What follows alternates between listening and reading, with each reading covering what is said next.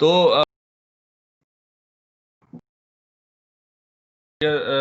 होगा तो इसका बैकग्राउंड क्या है? Today will be discussing risk and returns. Risk and return जो है, इससे पहले जो है थोड़ा सा हमने देखा कि हमने बॉन्ड वैल्यूएशन की। हम जो है बेसिकली वैल्यूएशन कर रहे हैं। पहला जो है हमने बॉन्ड की वैल्यूएशन की, अब आता है स्टॉक वैल्यूएशन। तो stock valuation is a very complicated. इसके अंदर बहुत सारे वेरिएबल्स होते हैं। बॉन्ड में तो एक आपका इंटरेस्ट रेट था, स्टॉक्स में जो है देयर आर मल्टीपल वेरिएबल, तो यहाँ पे रिस्क जो है वो ज़्यादा हो जाता है एज कम्पेयर टू बॉन्ड। तो इसलिए जो है रिस्क एंड रिटर्न एक it basically related more toward stock, लेकिन ये जनरल है। लेकिन इसको करने का मकसद ये है कि जब आप रिस्क को समझ लेंगे तो फिर वैल्यूएशन भी आपको समझ में आ जाएगी। तो वो हम डिस्कस करेंगे रिस्क क्या होता है। ठीक है, तो रिस्क जो है एक ऐसा फैक्टर है कि जो किसी भी चीज़ की इन्वेस्टमेंट के लिए उतना ही इम्पोर्टेंट है जितना रिटर्न है। ठीक है, जब आप किसी एसेट में इन्वेस्ट करेंगे तो आप जो है जब देखते हैं कि कौन से में इन्वेस्ट करें, तो उसके अंदर आप जो है वो दो चीज़ें देख रहे होते हैं, उसका रिस्क और उसका रिटर्न। तो if two assets have the similar risk, दो एसेट है उसमें रिस्क सेम है, तो क्या करेंगे आप? जिसका रिटर्न है उसमें ज़्यादा जाएंगे, उसमें जाएंगे। और अगर दोनों का रिटर्न सेम है दो एसेट्स का, तो आप क्या करेंगे? जिसमें रिस्क कम होगा उसमें जाएंगे। अगर जहाँ रिटर्न और रिस्क जो है वो डिफरेंट है एसेट्स के, तो आप क्या करेंगे? किसी एक सूरत में जो है ना रिस्क या रिटर्न को स्टैंडर्डाइज करेंगे, और जिसमें फिर रिस्क कम होगा या रिस्क कांस्टेंट करके रिटर्न ज़्यादा होगा वो उस पर जाएंगे। तो इन्वेस्टमेंट जो है विदाउट रिस्क जो है वो आप नहीं कर सकते, सबसे बड़ी बात, पहली बात। दूसरा दूसरा ये कि रिस्क जो है ये किसी भी बैलेंस शीट में इसकी फिगर नहीं आती। यानी रिटर्न तो आप कैलकुलेट कर सकते हैं कि भाई रिटर्न जो है वो 5% है या 10% है। रिस्क जो है ये सब्जेक्टिव होता है। रिस्क जो है किसी भी बैलेंस शीट में, किसी भी फाइनेंशियल स्टेटमेंट में इसकी कहीं जो है आपको फिगर नजर नहीं आएगी।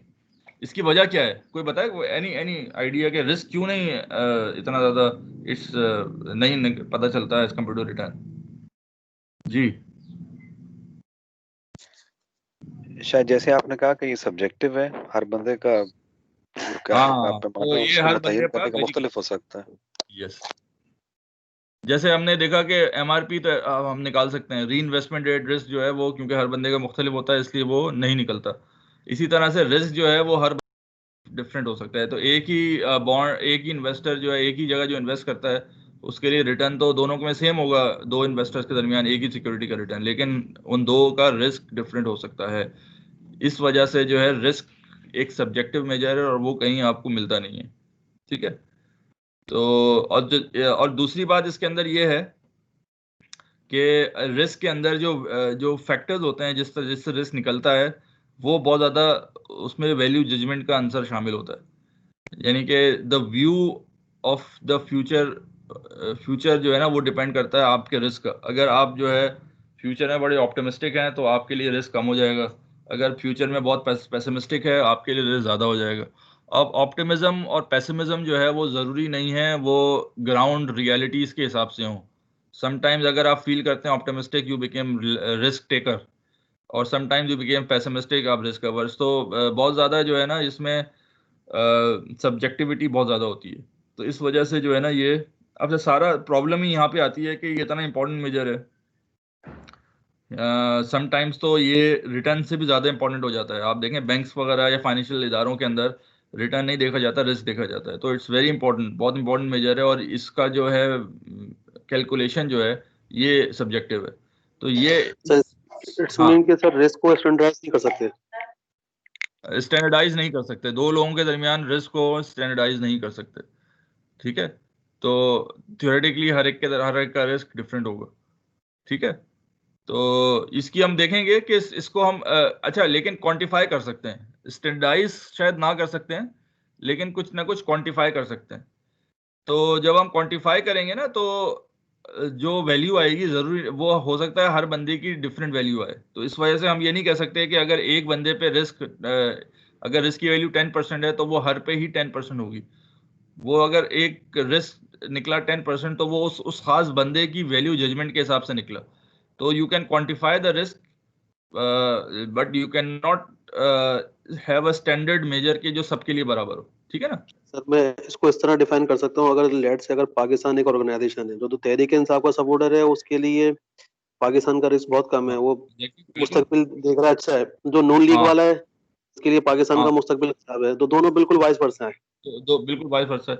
तो अब अगर अगर नून लीग वाला रिस्क निकालेगा तो वो उसका जो है रिस्क बहुत ज्यादा होगा। वो इन्वेस्टमेंट करेगा तो वो ऐसी जगह करेगा जैसे गोल्ड में कर देगा या कोई लो रिस्क सिक्योरिटी में कर देगा, क्योंकि वो रिस्क को ज्यादा वेट करेगा। तो इसी तरह से जब वो रिटर्न्स रिक्वायर्ड रिटर्न निकालेगा उन सब में जो रिस्क का प्रीमियम जो ऐड करेगा वो ज्यादा करेगा। तो ये बड़ा अच्छा। अब ये आप ये देखें ना, दोनों का जो ताल्लुक है ये एक्चुअल स्टेट से नहीं है। अब आप ये देखें ना, एक एक एक बंदा, जैसे आपने बात की पीटीआई है और नून लीग है, तो अब ये दो जो लोग हैं ये उनकी अपनी परसेप्शन है बेसिकली, ठीक है। हो सकता है किसी की परसेप्शन एक एक्चुअल ग्राउंड रियलिटी के करीब हो, किसी की दूर हो, लेकिन ये कि अगेन इवेंट को वो किस तरह से देखते हैं वो अपनी परसेप्शन के ताल्लुक है। तो इस वजह से जो है ना, हर एक का रिस्क उसकी परसेप्शन बेस्ड होता है rather than the objective based. तो 100% ऑब्जेक्टिव कोई बंदा नहीं होता, ठीक है ना। कोई बंदा इस वक्त दुनिया में ऐसा नहीं है कि जो सब 100% ऑब्जेक्टिवली सोचे। तो everybody has certain value judgement जिसकी बेस पे वो जो है वो बेसिकली देखें। आप कोई भी जो रिजल्ट है वो कैसे निकालते हैं, आप डेटा लेते हैं इन्वायरमेंट से, और आपके अपना मॉडल जो बना होता है based on your value judgement, उस मॉडल में वो डेटा डाल रहे होते हैं और उससे आप एक अंदाजा लगा रहे होते हैं। आपने फाइनेंशियल मॉडलिंग भी आपने की है, तो आपने देखा होगा कि जब आपने मॉडल्स में जो डेटा लिया फाइनेंशियल स्टेटमेंट्स का, उसके बाद आपने जो मेजर वेरिएबल्स थे वो तो खुद डाले ना। रिस्क फ्री रेट आपने डाला, आपने एमआरपी डाला। तो ये सारी चीज़ें जब आपने डाल रहे हैं तो वो जस्ट अ टाइनी परसेंटेज का जो डिफरेंस आता है वो आपके मॉडल में जो है बहुत बड़ा फर्क दे देता है। तो अब ये कैसे डालते हैं, ये अब आपकी वैल्यू जजमेंट भी आ सकती है। कुछ लोग जो है अच्छा अब ये निकालने के लिए अब फ्यूचर के जैसे आप ग्रोथ रेट निकाल रहे हैं, जैसे आपने कहा कि आपकी sales will be growing at 6% और 7%। तो ये 6% की फिगर कहाँ से आई अगर मैं आपसे पूछूं, तो आप ये कहेंगे कि भाई ये जो है ये हमने हिस्टोरिकल ली है, जैसे हमने जो है पिछले 10 साल की फिगर कंपेयर की। तो अगेन ये तो वैल्यू जजमेंट हुई ना, ये तो रियलिटी नहीं हुई ना। ये तो आपकी अपनी वैल्यू जजमेंट है कि आपने जो है आपकी परसेप्शन ये है कि जो हिस्ट्री विल रिपीट इटसेल्फ, सही है। सो ये रियलिटी। तो अगर हम 100% ऑब्जेक्टिवनेस देखें तो कोई कोई फिगर ऑब्जेक्टिव नहीं आ सकती। एवरी एवरी फिगर जो आप लाएंगे उसके अंदर कोई ना कोई जजमेंट होगी, आपकी कुछ सब्जेक्टिवनेस होगी, कोई परसेप्शन होगी, ठीक है। बात समझ में आ रही है, क्लियर हो रही है। जी सर, इसका मतलब ये है कि फिर वो हर बंदा जो है ना अपने अपनी हाँ, एक्सपर्टीज पे रिस्क मॉडल बनाता है। हर तो हर बंदा अपनी एक्सपर्टीज पे अपनी वैल्यू जजमेंट पे रिस्क मॉडल बनाता है, ठीक है ना। कोई एक one side fix all solution नहीं है ना। तो एक बंदे का कोई हो ही नहीं सकता। मैं आपको एक सिंपल सी बात बताऊं ना, देखें आप किसी भी फिगर, फ्यूचर की कोई भी फिगर जो है, अगर मैं कहूं कि कल को कोई भी फिगर, सेल्स आपकी क्या होगी, कॉस्ट ऑफ गुड सोल्ड क्या होगी, आपका रिटर्न क्या होगा, प्राइस क्या होगी, जो भी चीज निकालेंगे उसके अंदर आप जो फॉर्मूला डालेंगे उसके अंदर वैल्यू जजमेंट के बगैर आप नहीं निकाल सकते। हो ही नहीं सकता कि आप निकालें। तो क्योंकि इतने factors, thousands of millions of factors होते हैं जो फ्यूचर को अफेक्ट कर रहे होते हैं, जो आपको नहीं पता होता। तो you can not theoretically put all these factor into a single equation and then run the equation. तो ऐसा नहीं हो सकता। तो फिर आप अपनी वैल्यू के हिसाब से कर रहे होते हैं, ठीक है ना। तो कोई अच्छे प्रिडिक्टर होते हैं, कोई अच्छे नहीं होते हैं। तो अच्छे प्रिडिक्टर वो होते हैं कि जो जिनकी जजमेंट जो है वो रियलिटी के करीब होती है, यानी कि जो उनकी जजमेंट अपनी होती है, रियलिटी वही बन जाती है बेसिकली। तो अगेन वो रियलिटी बनना भी बाय चांस भी हो सकता है। तो कहने का मकसद ये है कि जजमेंट के बगैर जो है कोई कोई जो है आप फ्यूचर में फोरकास्टिंग नहीं कर सकते। So all depends upon the subjectivity. बात समझ में आई, क्लियर है। और इसी वजह से जो है रिस्क हर एक का डिफरेंट होता है। क्लियर है, आगे चलें। कोई सवाल? जी नहीं, अच्छा, प्लीज। क्लियर तो अच्छा, मोटी मोटी बात समझ लें कि इसके अंदर रिस्क जो है वो हम दो तरह के रिस्क देखेंगे. One is called stand alone risk and the other one is called portfolio risk. तो स्टैंड अलोन रिस्क का मतलब ये होता है कि अगर सिक्योरिटी, आप सिर्फ एक ही सिक्योरिटी में इन्वेस्ट करें तो उसमें उसका रिस्क कितना होगा, तो वो स्टैंड अलोन रिस्क कहलाता है. पोर्टफोलियो रिस्क क्या होता है कि जब आप कई सिक्योरिटीज को एक साथ इन्वेस्ट करें तो उसके अंदर जो पोर्टफोलियो का जो टोटल रिस्क होगा वो क्या होगा. तो हम इस कॉन्टेक्स्ट में देखेंगे और एक तरह से हम ये थ्योरी डिस्कस करेंगे कि अगर चीज़ पोर्टफोलियो में रखी जाए तो उसका रिस्क कम हो जाता है as compare to stand alone. तो इसी को हम आगे जाके डिस्कस करेंगे. ठीक है, तो लेट्स स्टार्ट. पहले तो इसमें रिटर्न है, रिस्क एंड रिटर्न है. तो रिस्क जो रिटर्न पहले क्या होता है, रिटर्न जो है ये इस तरह निकल सकता है, received invested divide by invested. तो ये 10% रिटर्न आ रहा है. रिटर्न फेयरली सिंपल सी चीज़ है. रिटर्न जो है हर एक के लिए बराबर होगा. रिटर्न में कोई चेंजेस नहीं हो सकती, कोई सब्जेक्टिविटी नहीं हो सकती, क्योंकि इसके अंदर हार्ड वैल्यूज़ हैं. हमें मालूम है कि आज आपने यहाँ ये इन्वेस्ट किया था, ये एक साल पहले ये उसकी आज की वैल्यू है, आज का रिटर्न ये है. ठीक है, तो रिटर्न के लिए इतना कोई बड़ा कॉम्प्लिकेशन नहीं है. ठीक है, रिस्क में आ जाते हैं. तो रिस्क जो है, रिस्क में इसमें कुछ कॉम्प्लिकेशन आ जाती हैं. रिस्क क्या होता है, they are two types of risk. Stand alone risk होता है और एक पोर्टफोलियो रिस्क होता है. अच्छा चलें थोड़ा सा ना, बिफोर ये हम इस डिटेल में जाएं, कुछ हम डिफाइन कर देते हैं कि रिस्क होता क्या है. How do you define risk. ठीक है, ये थोड़ा सा हम ये डिस्कस कर लेते हैं कि if you want to define risk तो आप कैसे डिफाइन करेंगे. सर पोटेंशियल ऑफ लॉस वो रिस्क कह सकते हैं. Potential of loss. जी सर, लॉसेस में देखते हैं पोटेंशियल लोग ऑफ गेन ज्यादा. भी तो हो सकता है. सर वो लेकिन रिस्क नहीं हुआ ना, फिर वो पॉजिटिव नेगेटिव साइड जो होती है हमेशा वो रिस्क में अच्छा, आती है सर. मैं आपको एक एनालॉजी से समझाता हूँ, बल्कि आपसे सवाल पूछता हूँ. ठीक है, सपोज फॉर एग्जांपल आप जो है ना किसी बाबा जी पे बड़ा एतकाद करते हैं. ठीक है, आप जरा सुने इस एनालॉजी को. आपके जो है ना, आपने कहा एक बाबा जी हैं, उस पर आपने बड़ा भरोसा है और यानी कि वो कहते हैं आप समझते हैं कि वो सही होगा. ठीक है, वो ये कहते हैं कि आज जो है ना आप जो है घर से बाहर ना निकलें क्योंकि आपकी जान को खतरा है. ठीक है, और आपका उन पर एतकाद है. तो क्या आपका घर से बाहर निकलना रिस्की है? यस 80% होगा सर. जी, 80% होगा सर. 80% होगा रिस्की, यानी रिस्की है, यानी घर से बाहर क्योंकि निकलना रिस्की है एज कम्पेयर टू घर के अंदर रहना. if you are relying on the information provided that person ना, तो अगर आप हाँ, इफ यू rely रिलाइंग कर रहे हैं मैं उस खास तो बंदे that के लिए means कह, दूसरे बंदे के लिए तो रिस्क जी, कुछ जी। और हो सकता है. मैं तो उस बिल्कुल, खास बंदे के लिए कह बिल्कुल। रहा हूँ जो इस इंफॉर्मेशन को पे रिलाय कर रहा है. तो अगर वो बाबा जी ये कहते हैं कि भाई आपको जो है ना अगर आप घर से बाहर निकलेंगे तो जो है ना आपके लिए बहुत यानी 100%ली मैं कह रहा हूँ बहुत वसूख से कि आपको नुकसान हो सकता है आपकी ज़िंदगी को. तो आपके लिए घर से बाहर निकलना रिस्की है या नहीं है? रिस्की है बेसिकली. Yes sir, risky. कोई और भी बताएगा इसके में, कोई डिफर करे इसमें? सर हम एक्चुअल फैक्ट को देखेंगे या जो बाबा जी ने कहा है कि रिस्की है. देखिए, एक्चुअल फैक्ट तो आपको पता ही नहीं है ना, क्योंकि आप घर से बाहर निकले नहीं है, वो टाइम आया ही नहीं है. आप पॉइंट समझ रहे हैं? देखिए ना, आप खड़े हुए टाइम जीरो पे, आप एक बात कर रहे हैं जो टाइम 1 पे होगा. तो नोबडी नोज कि what will happen at time 1. आप तो अपनी बात करें ना. आपके हिसाब से इफ आपके हिसाब से हर बंदे का रिस्क तो डिफरेंट हो सकता है ना. हो सकता है आपके बराबर वाले के लिए रिस्क. मैं कह रहा हूँ आपके लिहाज से घर से बाहर निकलना रिस्की है या नहीं? सर रिस्क बेसिकली आप बात कर रहे हैं कि सेल्फ बिलीव के इंसान जो है ना, जो सिचुएशन या कंडीशन है उसके ऊपर इंसान बिलीव कितना कर रहा है. तो है या नहीं है?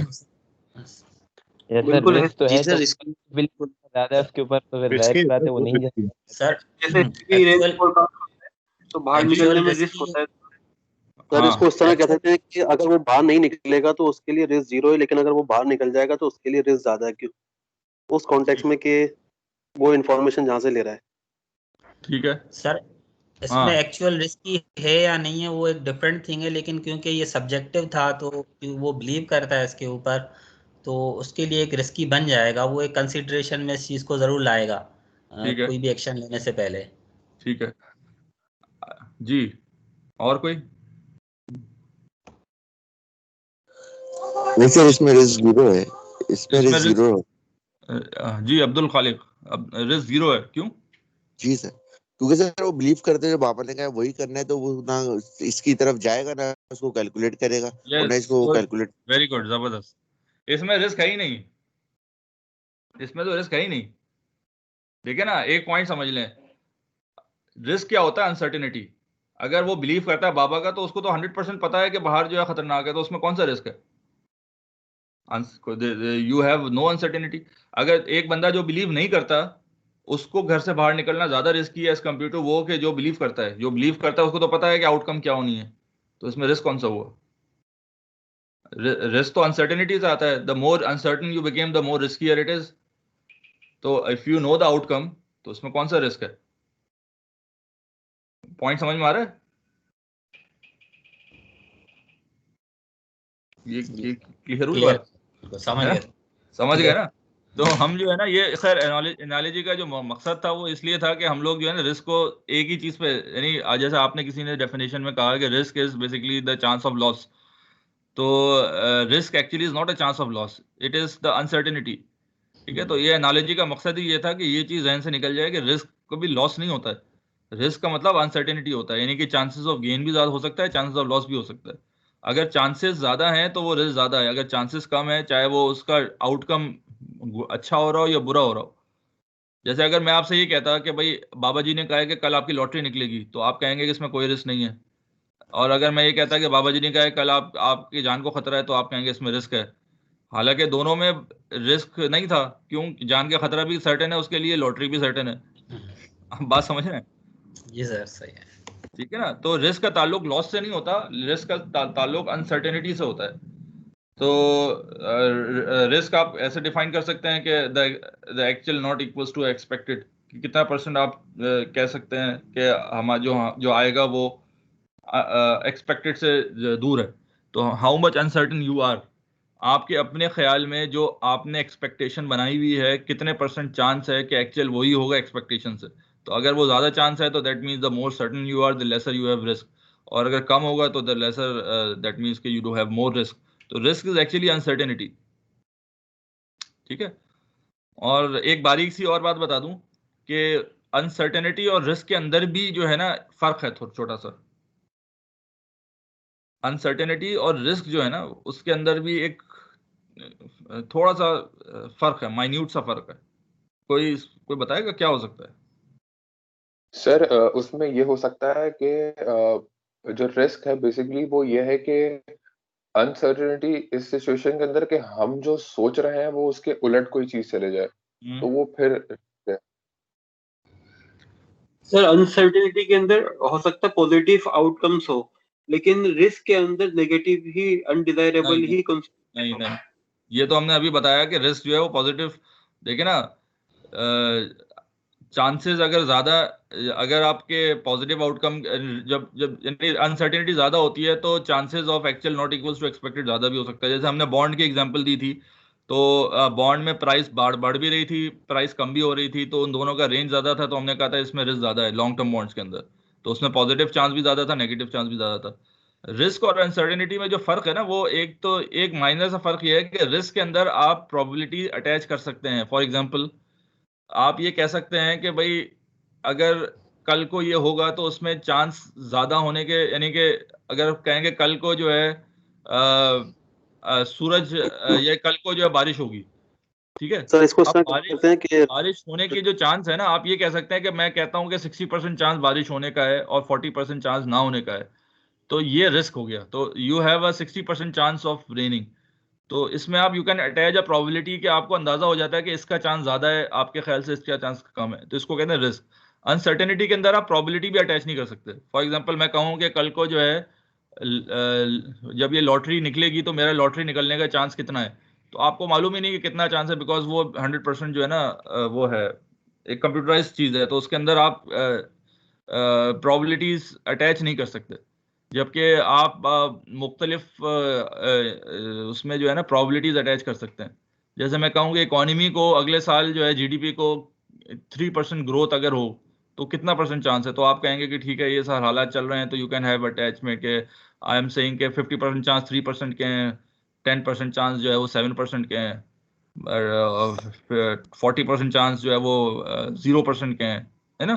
तो यू कैन अटैच प्रोबेबिलिटी, तो then it is a risk, क्योंकि वो आपको पास ये तो अनसर्टेनिटी तो मौजूद है, लेकिन वो अनसर्टेनिटी के अंदर you can have a brief certainty in that uncertainty, कि वो प्रोबेबिलिटीज कम से कम आपको मालूम है कि लेकिन अनसर्टेनिटी, प्योर अनसर्टेनिटी में there is even you don't have that probabilities.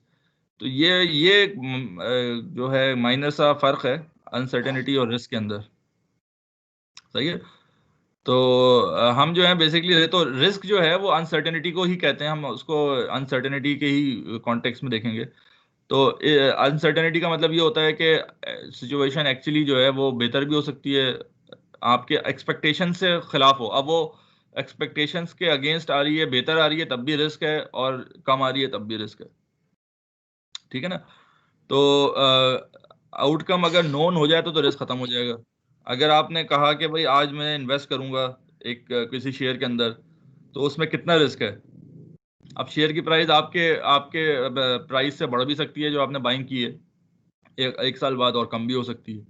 लेकिन आप जो ये, अगर वो प्राइस बढ़ जाएगी तो ये नहीं कहेंगे रिस्क कम हो गया। आपने जब इन्वेस्ट किया था उस वक्त तो आपको शेयर की प्राइस मालूम नहीं थी, तो उस वक्त तो आपने रिस्क लिया। अगर आप आज आउटकम आपके हिसाब से आ गया, इसका मतलब ये नहीं था कि वो शेयर लेस रिस्की हो गया, रिस्क तो उतना ही था। ये हो गया कि जब आउटकम नोन हो गया तो आपको मालूम हो गया कि भाई वो रिस्क जरूरी नहीं है कि हर वक्त आया आपके पास, नहीं, रिस्क तो अनसर्टेनिटी है ना, वो अनसर्टेनिटी खत्म हो गई when you known the outcome. लेकिन जिस वक्त आपने इन्वेस्टमेंट की थी यू हैव अनसर्टेनिटी, ठीक है? तो रिस्क का ताल्लुक अनसर्टेनिटी से, चाहे वो उसकी आउटकम अच्छी हो या बुरी हो। क्लियर बात समझ में आई? Yes sir. इसको आप ये समझ लें कि रिस्क इमोशनली जो है ना, दो चीजों का मुरक्कब है। रिस्क के अंदर अपॉर्चुनिटी भी है और डेंजर भी है। अगर हम इमोशंस को बात करें ना, रिस्क की चीज क्या होती है? रिस्क की जो है, रिस्क में दो इमोशंस आपके पास आते हैं कि एक तो आपका आता है यू हैव एन अपॉर्चुनिटी, ठीक है, और साथ साथ डेंजर भी है। तो रिस्क को अगर डिफाइन करें तो डेंजर प्लस अपॉर्चुनिटी, ये दोनों चीज आती हैं। पॉइंट समझ में आ रहा है कि you have an opportunity as well as you have a danger. तो आप कभी किसी अनचार्टेड टेरिटरी में जाएंगे तो आपको एक अपॉर्चुनिटी भी नजर आएगी, लेकिन साथ साथ आपका दिल भी धड़क रहा होगा कि आगे क्या होगा। तो इसको रिस्क कहते हैं, ठीक है? क्लियर हुई? जैसे इमोशंस के एतबार से, हाँ, जैसे हम स्टॉक में कहते हैं कि grid and fear, yes, so you have a grid and that and the other side you have a fear. तो ये दोनों मिला के रिस्क होते हैं। ग्रीड एंड हायर फियर, तो उसमें वो जो सिक्योरिटी होगी वो ज्यादा रिस्की होगी, क्योंकि उसमें ग्रीड का चांस भी ज्यादा है, साथ साथ फियर भी ज्यादा है। If you have lower grid and lower fear, तो उसमें जो है वो कम रिस्की होगी।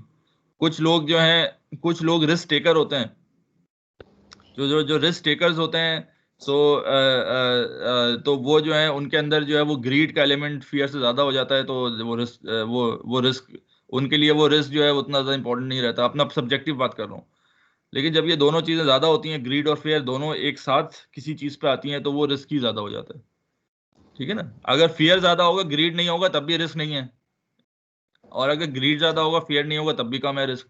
लेकिन अगर ग्रीड और फियर दोनों एक चीज में आ रहे हैं तो उसमें रिस्क ज्यादा है। जैसे मैंने आपको बताया ना, कल आप बाहर निकलेंगे, so you have a fear, आपके पास कोई ग्रीड नहीं हो सकती इसमें बाहर निकलने की, तो you don't have any risk because you know the outcome. Similarly आपके पास ग्रीड ही ग्रीड है, तो again you become risk taker, तो आपके लिए रिस्क। ये दोनों चीजें जब बराबर एक साथ एक्ट करती हैं, then you have risk. Clear है?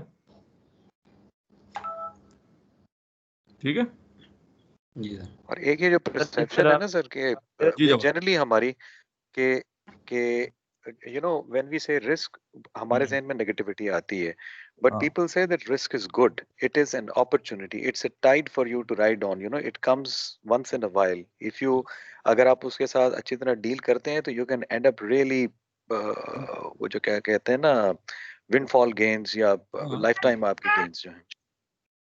बिल्कुल सो यही रिस्क है। Is not always bad, risk is good. Risk is actually good. Risk तो जो है इन्वेस्ट वो, in equity market they, you know, इसीलिए शायद ये इतनी इंटरेस्टिंग भी है कि यू नो वो फिक्स्ड इनकम हमने पढ़ा तो दैट वाज okay, numbers के साथ था, but when हाँ these emotions and all these things, endless factors come in, that makes the equity world more interesting. हाँ Thank you. बिल्कुल। तो ये बात बिल्कुल सही है। तो रिस्क जो है वो दोनों चीजें हैं। और अच्छा, बाज लोगों को जो इक्विटी इन्वेस्टर्स होते हैं वो मजा ही इसमें होता है, उनका जो इंटरेस्ट ही इसमें होता है कि रिस्क टेकर्स जो होते हैं they actually enjoy taking risk, जिसके अंदर आपका इस तरह के इमोशंस आपके पास आ रहे होते हैं। तो अनसर्टिनिटी की दुनिया है, बहुत सारी चीज़ें मॉडलिंग जब आप करेंगे उसमें कई आपको अनसर्टिन नजर आएंगी, तो इसीलिए उसमें ज़्यादा होता है। हम सिर्फ, हमारा मकसद यहाँ पे क्या है कि उसको कोई भी चीज़ जो जिस तरह की जिस अनसर्टिनिटी है किसी तरह से उसको क्वांटिफाई कर लिया जाए, ताकि एक आम इंसान जो है ना उसको एक कोई लेवल मालूम हो जाए कि क्या वो जो रिस्क यानी कि उसके रिस्क की लेवल क्या है, नंबर वन। और कोई ऐसी सूरत हाल ऐसी है कि क्या हम उस रिस्क को कम कर सकते हैं या नहीं, तो वो चीज़ मालूम हो जाए। तो बस हमारा मकसद ये है इसका ना कि क्वांटिफिकेशन और इसकी जिसको हम कहते हैं ना डाइवर्सिफाई कर दिया रिस्क को, डाइवर्सिफिकेशन की वजह से रिस्क ख़त्म कर दिया या कम कर दिया, तो वो हम देख लें। ठीक है, चलें। तो ये there are two types of risk as हमने पहले डिस्कस किया, stand alone risk and portfolio risk. Portfolio risk is related to the probability of earning low और negative actual return. Investment risk तो आपका प्रोबेबिलिटी जो है आपके इसमें आप लो या हाई दोनों कर लें, इसमें सिर्फ लो नहीं है। रिस्क को हमेशा नेगेटिव से देखा जाता है, हालांकि चांसेस ऑफ हाई और लो, यानी कि हाई प्रोबेबिलिटी कि आपका expected is not equals to actual is not equals to expected. लेकिन समझाने के लिए वो कहते हैं द लोअर रिटर्न, तो लो, इसलिए लो से, हालांकि ये चीज़ सही नहीं है, मैं इसमें भी करेक्शन करूंगा। रिस्क इज नथिंग, यानी इसमें लो नहीं होता, इसके अंदर नॉट इक्वल्स टू एक्सपेक्टेड होता है। प्रोबेबिलिटी डिस्ट्रीब्यूशन देख लें। अब इसको स्टैटिस्टिकली कैसे देखा जाएगा रिस्क को, ये जो आपने स्टैट्स पढ़ी हुई है, तो उसमें जो इसको नॉर्मल डिस्ट्रीब्यूशन कहते हैं। तो जितना ज़्यादा रिस्क कम होगा उतना ही जो है ना ये स्टीप होगा इसका ना, और जितना ज़्यादा होगा उतना ये डेविएशन जो है वो फ्लैटर होगी। तो इसको आप मेजर स्टैंडर्ड डेविएशन से भी कर सकते हैं कि स्टैंडर्ड डेविएशन क्या होगा, यानी कि वन डेविएशन वो इतनी आ रही होगी इसकी। तो जितना स्टीपनेस होगी तो उसमें ज़्यादा तक ऑब्जर्वेशन वन डेविएशन से कम होंगी, तो you have a steeper kind of यूं इस तरह से कोई कर्व बनेगा, तो that is the lesser risky curve. और जितना ये फ्लैट होता जाएगा उतना ज़्यादा रिस्क होगा। ठीक है, ये आप अगर नहीं समझ में आए तो पूछ लें। ये चीज़ें जो है स्टैट्स की हैं, तो flatter your normal distribution curve the higher it will have a standard deviation, या रिस्क ज़्यादा होगा। जितना ज़्यादा स्टीपर ये कर्व होगा उतना ही रिस्क कम होगा। क्लियर है?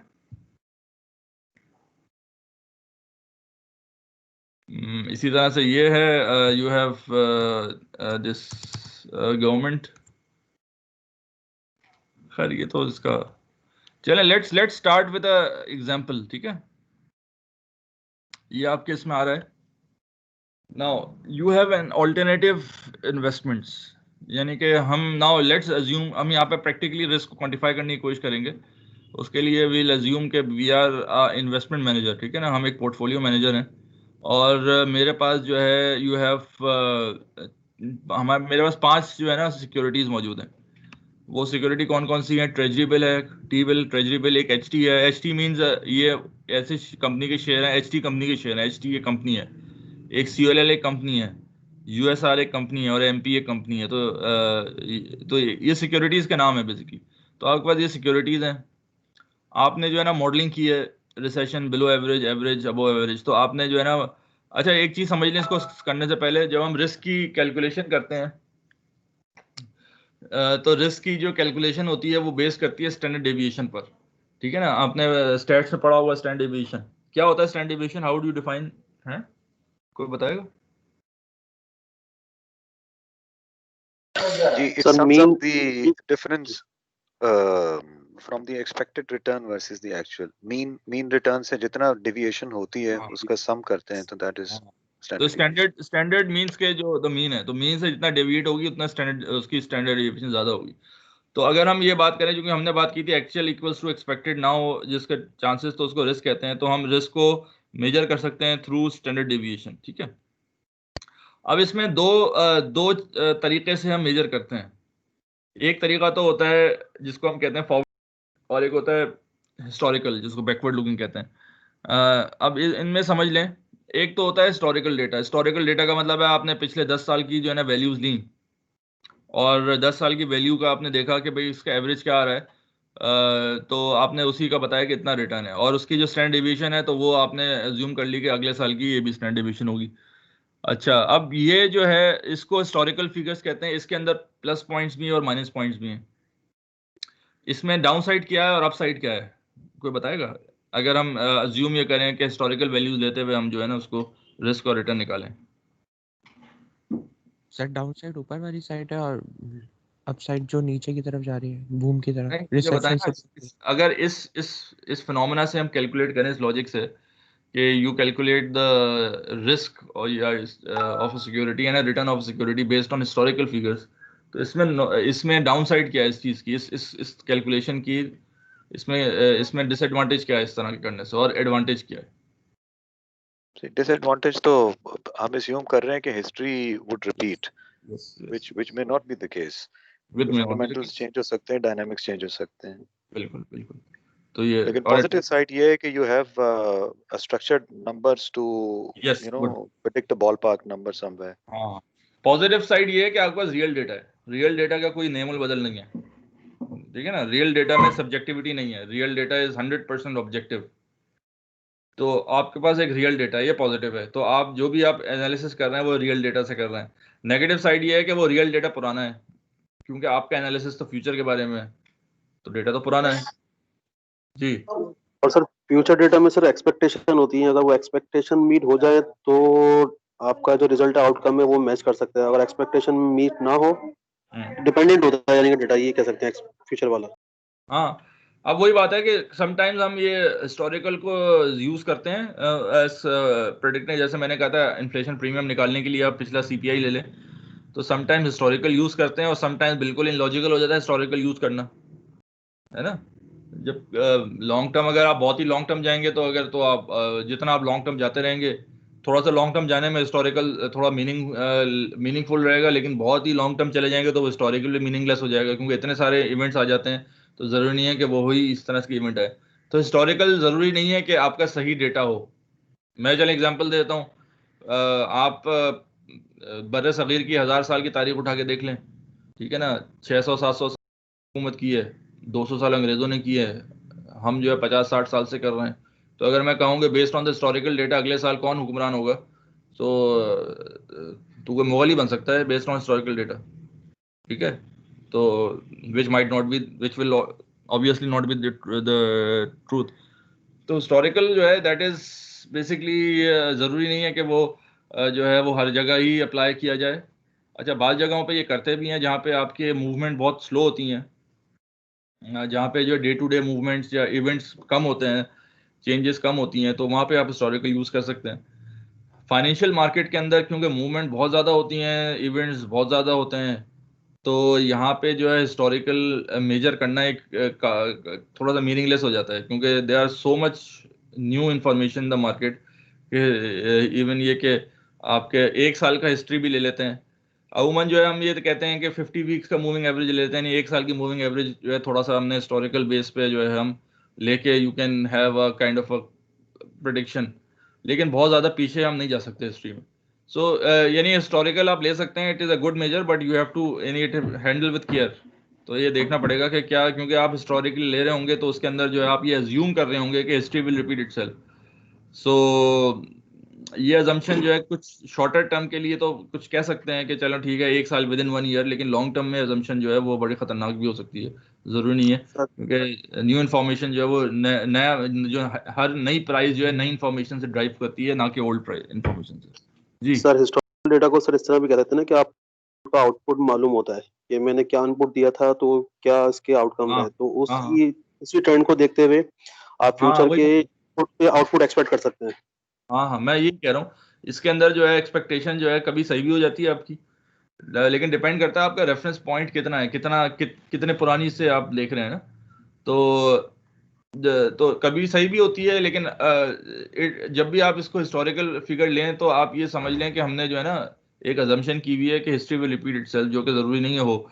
अगर आप ये समझते हैं कि इवेंट्स बड़ी तेज़ी से बदल रहे हैं तो फिर आप हिस्टोरिकल ना लें तो बेहतर है। अगर आप ये समझते हैं कि एक यूजुअल तरीके से इवेंट चल रहे हैं तो very short with in 1 year आप हिस्टोरिकल ले लें, चलें, ठीक है। तो इट विल ज़रूरी नहीं है कि इवेंट जो है उसी तरह से हो। सो ऑल्टरनेटिव क्या है? फ्यूचर लुकिंग अप्रोच यानी प्रॉब्लिस्टिक अप्रोच होती है। तो वो क्या होती है? वो ये होती है कि आप जो है ना वैल्यूज मालूम करते हैं। फॉर एग्जांपल आपने कहा कि आप फाइनेंशियल मॉडलिंग करते हैं, जैसे आपने मॉडल बनाए, ठीक है, आपने जो है उसमें सेल्स डाला, कॉस्ट ऑफ गुड सोल्ड डाला, दूसरी चीजें डाली। तो अब सेल्स जो डाला, सेल्स का ग्रोथ रेट डाला, लेट सपोज आपने 7% ग्रोथ रेट डाला, तो वो भी ग्रोथ रेट कहीं से आया होता है। जैसे फॉर एग्जांपल आपने कहा कि जो कंपनी की जो ग्रोथ रेट है that is basically GDP plus 2%, let suppose, तो जीडीपी की फिगर भी कहीं से आ रही होती है। सो जो भी आपने सब्जेक्टिवनेस की है उसके अंदर, सो उसके हिसाब से जो है ना आप वैल्यू डालते हैं। तो फिर आप सिनेरियो बनाते हैं। फॉर एग्जांपल अगर रिसेशन है तो उसमें उसकी वैल्यू ये होगी। उन सब वैल्यूज से जो आप कैलकुलेट करते हैं उसकी प्राइस, उसका रिटर्न कैलकुलेट, आरओई निकाल लेते हैं, आरओई निकाल लेते हैं हर सिनेरियो के अंदर। यू हैव, अच्छा ना, these are not the actual values, these are the estimated values जो you see in future based on your modelling, financial modelling. उसके बाद जो है आप सिनेरियोज में प्रोबेबिलिटी अटैच कर देते हैं। फॉर एग्जांपल रिसेशन का चांस जो है मैंने कहा 10% है, ठीक है। तो 10% के अंदर यानी कि आपने रिसेशन में जीडीपी को एक कम लेवल पे दिया, देन यू कैलकुलेट, तो आपके पास रिटर्न्स आ गए, तो ये सब रिटर्न्स आपने लिख लिए। Then you have a below average, then average, तो you have different scenarios and then हर सिनेरियोज के अंदर आप एक्सपेक्टेड रिटर्न्स निकाल लेते हैं कि जो हो सकता है। और फिर उन सिनेरियोज को जो है आपने जो है ये प्रोबेबिलिटीज दे दी। अब नाउ ये मैं कहूँ कि भाई 1% क्यों है, 2% क्यों नहीं है, तो इसका सवाल यही है कि नोबडी नोज। तो ये 100% सब्जेक्टिव जजमेंट होती है जिसने ये बनाया होता है। तो अगर फॉर एग्जांपल हम ये कहें ये प्रोबेबिलिटी है, तो उसके बाद अब ये सारे सिनेरियोज और प्रोबेबिलिटी जब आपके पास आ जाती हैं, तो इसको जब आप वेटेड एवरेज निकालते हैं तो you can get the return and the risk. Clear है? तो दो तरीके से आप रिस्क या रिटर्न निकाल सकते हैं। एक तो हिस्टोरिकल मेथड से, आप पिछले सालों के या पिछले पीरियड्स के जो फिगर्स ले लें और उसको आप अज्यूम कर लें। और दूसरा ये है कि you calculate through the risk, the future looking method, ठीक है। सर ये अबव एवरेज और बूम में जो माइनस वैल्यू आ रही है कॉल की, -10 -20, ये थोड़ा सा डिस्ट्रैक्ट कर रही है, मतलब। हाँ ये देखें ना, ये वाली -10 -20 आ रही है। ये कुछ कंपनीज होती हैं जो कि जो है उसके अगेंस्ट चलती हैं, साइकिल के अगेंस्ट चलती हैं। बहरहाल ये हम डिस्कस करेंगे बाद में, ये कॉल कैसी कंपनी है, अभी तो ये स्टार्ट है, आगे चलेंगे तो डिस्कस करेंगे, ठीक है। तो ये बात समझ में आ गई? कोई क्वेश्चन? क्लियर? अच्छा, अब आपको करना ये है कि जस्ट टू हैव, मैम चाह रहे हैं कि इसकी जो है ना प्रैक्टिस भी करते रहें साथ साथ ना। तो ये जो टेबल है ये आप अपने कॉपीज पे उतार लें, ठीक है। और इसके नीचे जो है ना हम वो कर लेंगे, इसमें 2-3 फील्ड ऐड कर देते हैं। एक में लिखें एवरेज, उसका रिटर्न, और उसमें दूसरा रिस्क। तो हमें निकालना है, बेसिकली हमें करना ये है कि हम कौन सी सिक्योरिटी में इन्वेस्ट करें, ट्रेजरी बिल में, एचटी में, सीएलएल में, यूएसआर में या एमपी में। तो इसके लिए आपको क्या चाहिए? उसके लिए उसका रिटर्न निकालना है और उसका रिस्क निकालना है। सही है। रिटर्न और रिस्क के साथ देन कंपेयर करेंगे तो फिर हम अंदाजा लगा सकते हैं कि कौन सी सिक्योरिटी बेहतर है, ठीक है। तो रिटर्न निकालने के लिए फॉर्मूला क्या होता है? रिटर्न जो है वो इस तरह से निकलेगा, ठीक है। Expected rate on return is summation, जो रेट है मल्टीप्लाई बाय द प्रोबेबिलिटी। तो जैसे ये एच टी का शेयर रिटर्न निकाल रहे हैं तो -22 मल्टीप्लाई बाय प्रोबेबिलिटी इज 0.1, ठीक है, प्लस -2 इंटू 0.2, यानी कि जो भी आपका सिनेरियो में जो रिटर्न आता है उसको मल्टीप्लाई करेंगे प्रोबेबिलिटी से और सबमिशन ले लेंगे, so will get the return on. तो एच टी का जो रिटर्न आ रहा है वो आ रहा है 17.4, ठीक है। क्लियर है? इसी तरह से अगर आप इसकी वो निकालें, रिस्क निकालें, स्टैंडर्ड डेविएशन निकालें, तो स्टैंडर्ड डेविएशन का फॉर्मूला ये है जिसके अंदर यू हैव वेरिएंस का अंडर रूट होता है। वेरिएंस कैसे आता है? रिटर्न माइनस एक्स बार, यानी वो के बार, यानी जो एक्स यानी average, whole square multiply by the probability. ये फॉर्मूला है, आपने स्टैट्स में पढ़ा होगा। फॉर एग्जांपल ये ट्रेजरी बिल का रिटर्न निकाल रहे हैं, 8 - 8 यानी 8 observation minus 8 is average, average भी 8 ही होगी, वो सारी 8 हैं, होल स्क्वायर मल्टीप्लाई 0.1 प्लस ये सब आप क्या करेंगे तो उसका रिटर्न निकलेगा। तो ट्रेजरी बिल का जब इसको टोटल करेंगे तो उसका रिटर्न 0 आ रहा होगा, HT का 0.2 आ रहा होगा। तो इस तरह से you can calculate the risk and return.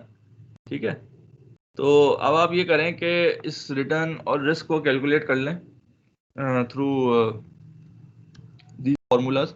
यहाँ पे गिवन भी हैं बहुत कुछ रिटर्न्स और रिस्क, जैसे ये लिखा हुआ एक्सपेक्टेड रिटर्न, लेकिन ये कि कंफर्म करने के लिए हम देख लेंगे वैल्यूज आपकी सही आ रही हैं या नहीं आ रही।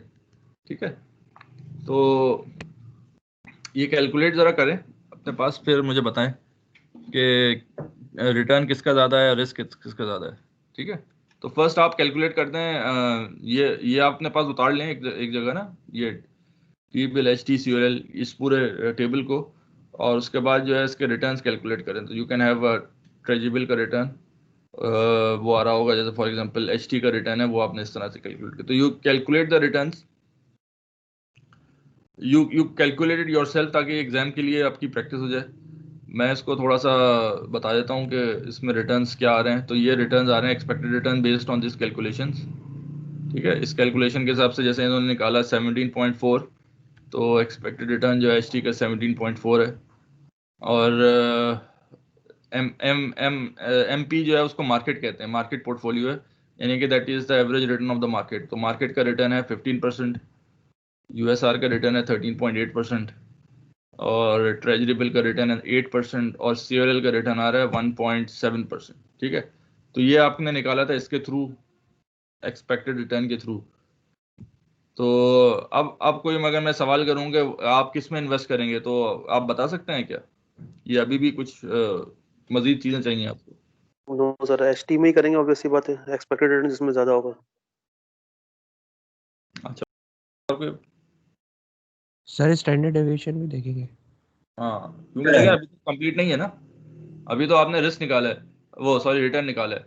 आपको क्या पता रिस्क, अगर रिस्क हो सकता है उस रिटर्न से ज़्यादा हो, तो हम जब तक आपको स्टैंडर्ड डेविएशन नहीं देखेंगे आपको नहीं मालूम होगा कि किस में इन्वेस्ट करें। ठीक है, तो ये आपने रिस्क, ये रिटर्न निकाला हुआ, then you can calculate the standard deviation. तो ये आपकी स्टैंडर्ड डेविएशन आ रही है, HT की आ रही है 20, और COL की 13, 18 और 15। तो अब जो है आप ये देखें ना, सबसे ज़्यादा HT है जो कि फ्लैट हो रहा है, तो यानी कि HT का रिटर्न भी 17.4 था, लेकिन इसकी रिस्क भी ज़्यादा है।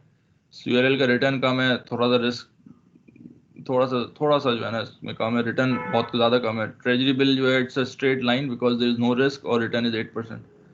तो सिर्फ जो है रिस्क से रिटर्न से मालूम नहीं हो सकता, then you can have figure of risk as well.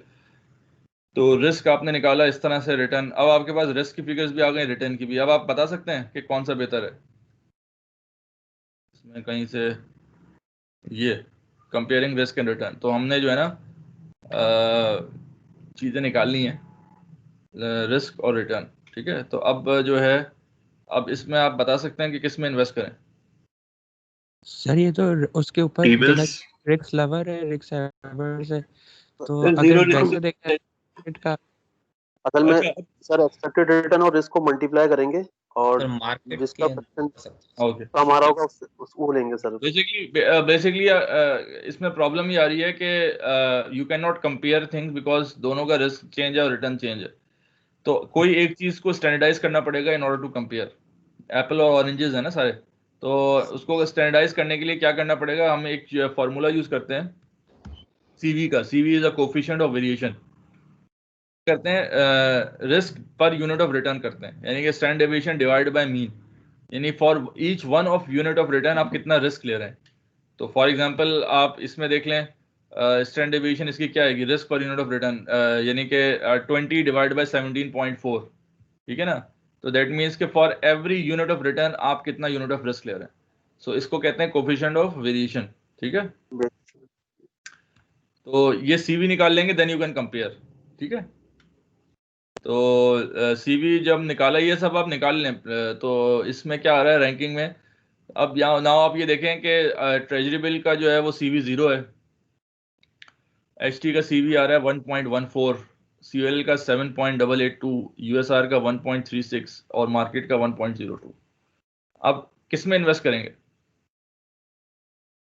Treasury bill को फिलहाल छोड़ दें, क्योंकि ट्रेजरी बिल के अंदर प्रॉब्लम जीरो की प्रॉब्लम आती है, बिकॉज जीरो क्योंकि इसमें रिस्क जीरो है, तो कोई भी रिटर्न होगा वो CV जीरो ही निकलेगा।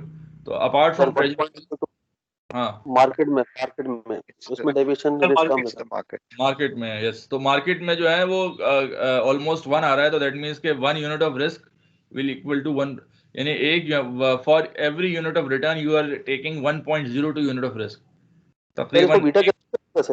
नहीं, ये बीटा नहीं है, ये CV है, बीटा अलग चीज है। तो ये कह रहे हैं कि for every unit of return you will getting 1.2 unit of risk. USR में हर यूनिट ऑफ रिटर्न पे 1.36 यूनिट ऑफ रिस्क है। COL पे एक यूनिट ऑफ रिटर्न पे 7.8 यूनिट ऑफ रिस्क है। HT के 1 यूनिट ऑफ रिटर्न पे 1.149 यानी 1.15 यूनिट ऑफ रिस्क है। तो इसका मतलब क्या है कि अगर आप कहें, फिर हमने वही बात की थी ना कि अगर आपके रिटर्न सेम है तो you will move toward lower risk. तो अगर हम ये देखें, जो सबसे कम जो रिस्क है वो मार्केट में रहा है, जिसमें एक यूनिट ऑफ रिटर्न पे 1 यूनिट ऑफ रिस्क है। तो अगर हम ये बात करें if you are investment manager, तो आप जो है वो मार्केट को ही सेलेक्ट करेंगे। ठीक है, बात समझ में आई? ओके, तो मार्केट विल बी, तो इस तरह से जो है ना आप रिस्क को अगर सेम उससे बात की जाए स्टैंड अलोन, तो उसमें हम ये देख सकते हैं कि रिस्क और रिटर्न, तो आपने रिस्क निकाला, रिटर्न निकाला और फिर उसकी कोफिशिएंट ऑफ वेरिएशन निकाल ली। तो जिसका जो है रिटर्न जो है risk per unit of return निकाला, तो जिसका जो है रिस्क ज़्यादा होगा इस पर यूनिट ऑफ रिटर्न, उसमें आप इन्वेस्ट कर देंगे। ये देख लें, standard deviation of A is equals to B, but A is riskier because larger probability of losses. In other words, the same amount of risk is for lesser return. A जो है और B जो है, ये दोनों की standard deviation बराबर है, यानी दोनों का spread बराबर है, लेकिन A का जो है ना वो जो है वो जो probability जो है, यानी कि इसमें रिटर्न ज़्यादा है, उसमें रिस्क कम है, यानी रिटर्न इसमें ज़्यादा है एज कम्पेयर टू दिस, क्योंकि ये मूव कर रहा है टुवर्ड्स मोर रिटर्न, तो आप you will preferring more of B। ठीक है ना?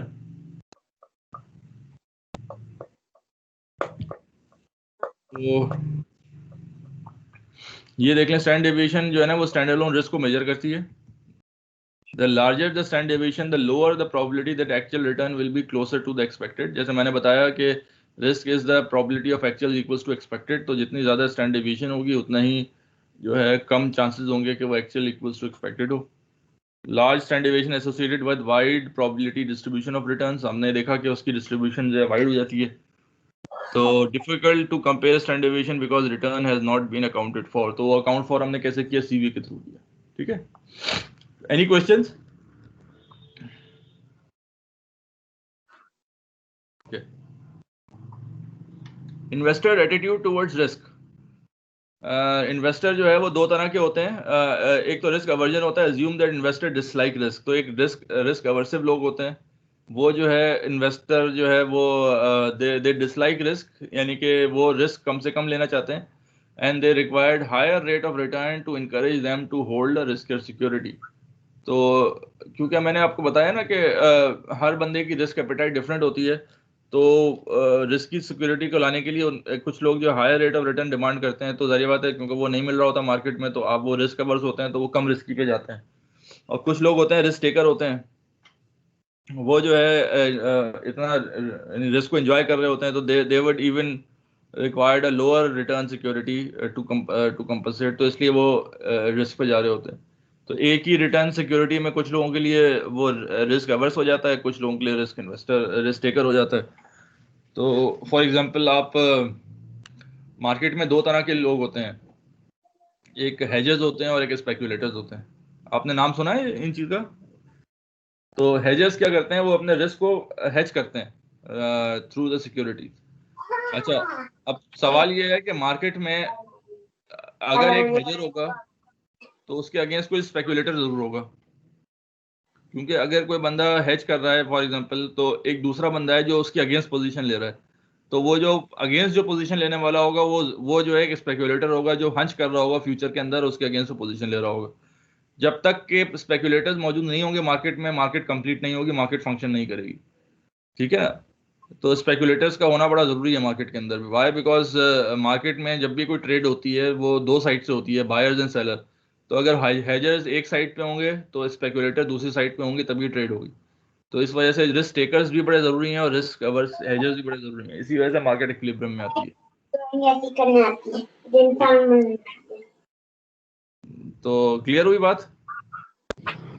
एनी क्वेश्चंस सो फार?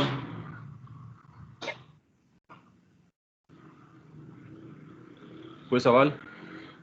तो आगे चलते हैं। अच्छा सर, यहाँ पर एक क्वेश्चन था, मुझे थोड़ा सा पीछे जाऊंगा। जो हाँ। हमने डेविएशन कैलकुलेट की थी सीवी के थ्रू, तो उसमें एक कंपनी का जो है वो 1.1 आ रहा था और दूसरी कंपनी का 1.4 आता, लेकिन अगर एचटी की बात करूं तो इसमें रिटर्न ज्यादा है। तो कंपैरिजन अगर मैं करूं इस वैल्यू को, तो मुझे एचटी पे इन्वेस्टमेंट करनी चाहिए, क्योंकि इसमें रिटर्न रेट 25% ज्यादा है मार्केट से, क्योंकि एचटी में 20% रिटर्न है और मार्केट में 15% रिटर्न है। नहीं नहीं नहीं, एचटी में जो है ना, अगर हम रिटर्न से डिवाइड करें तो एचटी ये 1.14 क्या कह रहा है, एक यूनिट ऑफ रिटर्न जो एचटी लेगा उसके अंदर जो रिस्क लेगा एचटी 1.149 रिस्क लेगा। यानी कि हमने डिवाइड कर दिया रिस्क को रिटर्न पे, तो अब बराबर हो गया ना। यानी कि हम समझ लें कि हमने दोनों, इन सब में रिटर्न 1% आ रहा है। अब मार्केट में रिटर्न ज्यादा हो या कम हो, इसमें रिटर्न, तो हम अगर 1% रिटर्न लेंगे उसके लिए रिस्क एचटी 1.14 लेगा, जबकि मार्केट जो है उसके लिए रिस्क 1.02 लेगा। आप समझ रहे हैं बात? बस को इस तरह कह सकता हूँ कि जो डिफरेंस है दोनों को आउटकम का, वो 25% है। तो 25% पे 14% एचटी में रिस्क है और 2% मार्केट में रिस्क है। तो रिस्क रिटर्न जो है वो फिर भी ज्यादा है सर उसका रिस्क ठीक से। है, मैं समझाता हूँ। देखिए ना, एचटी का जो वो आ रहा है, एचटी का जो रिटर्न आ रहा है वो 17% आ रहा है। ठीक है, मार्केट का जो रिटर्न है वो 15% आ रहा है। तो जो रिटर्न जो ज्यादा है तो वो 2.4% रिटर्न ज्यादा है। ठीक है, बात समझ में आ रही है? जबकि रिस्क जो है एचटी का 20 है और मार्केट का 15 है, तो ऑलमोस्ट 5% रिस्क ज्यादा है। तो अगर हम इससे भी कंपेयर करें तो 2.4% रिटर्न बढ़ाने के लिए you are taking 5% more risk. अब बात समझ में आ रही है? क्लियर है सर। असल में वो 20% को सर मैं वो एक्सपेक्टेड रिटर्न समझ रहा था। अच्छा अच्छा, हाँ, तो ये 20 रिस्क है ना, तो आप देखें 15 से 20 ऑलमोस्ट 5% का इसमें फर्क है, जबकि रिटर्न में जो है 3% का फर्क है ऑलमोस्ट। ठीक है ना? ठीक है सर, क्लियर है। तो